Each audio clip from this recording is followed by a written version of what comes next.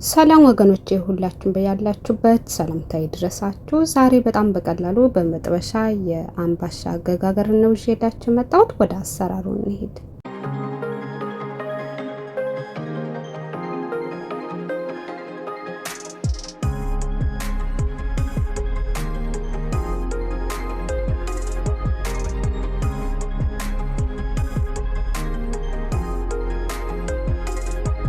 በመጀመሪያ ሁለት መካከለኛ እንቁላል ውህዱን የማዘጋጅበት እቃ ውስጥ ጨምራለሁ።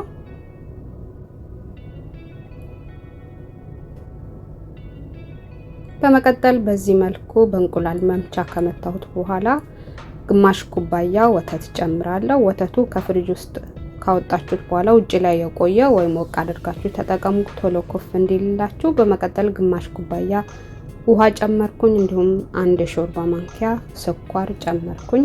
በመቀጠል ግማሽ የሾርባ ማንኪያ እርሾ ጨመርኩኝ። እንዲሁም ከሩብ የሻይ ማንኪያ አነስ ያለ ጨው ጨመርኩኝ። ከዛ ግብአቶቹ አንድ ላይ በደንብ እንዲዋሃድልኝ በዚህ መልኩ በእንቁላል መምቻ እመታዋለሁ። በመቀጠል 2 ኩባያ ከግማሽ ፉርኖ ዱቄት ነፍቼ ጨምራለሁ። ኩባያ ለሁሉም እኩል መጠን ያለው ኩባያ ነው የተጠቀምኩት። ወተቱም ውሃውም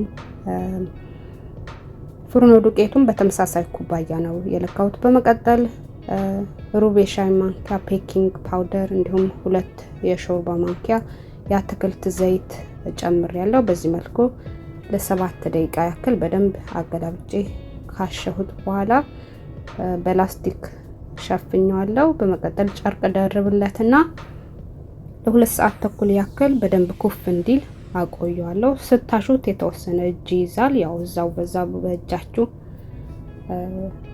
አሽታችሁ እስከመጨረሻ በዛው መልኩ ነው ማዘጋጀት ያለባችሁ። ሌላ ተጨማሪ ውሃም ሆነ ዱቄት እንዳጨምሩ ስታሹት እጃችሁ ሲይዛችሁ።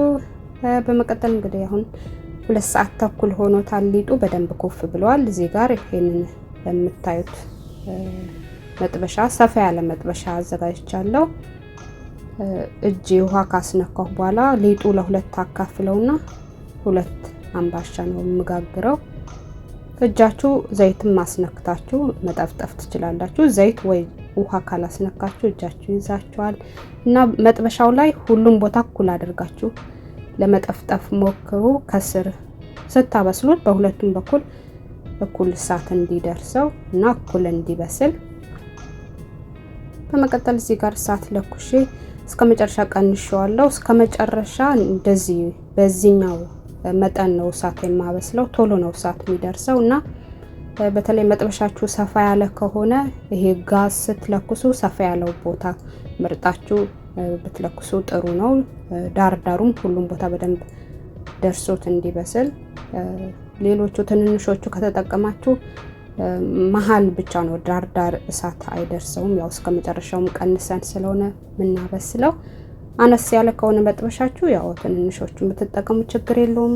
በመቀጠል ከድነውና ለ5 ደቂቃ ያክል እንዲበስል አቆየዋለሁ። እንደነገርኳችሁ ቶሎ እሳት ስለሚደርሰው አላርም ሞልታችሁ ብታበስሉት የተሻለ ነው። በመቀጠል ከ5 ደቂቃ በኋላ በእንቁላል መገልበጫ ገልብጫዋለሁ። በዛኛውም በኩል ለ5 ደቂቃ ያክል እንዲበስል አቆየዋለሁ።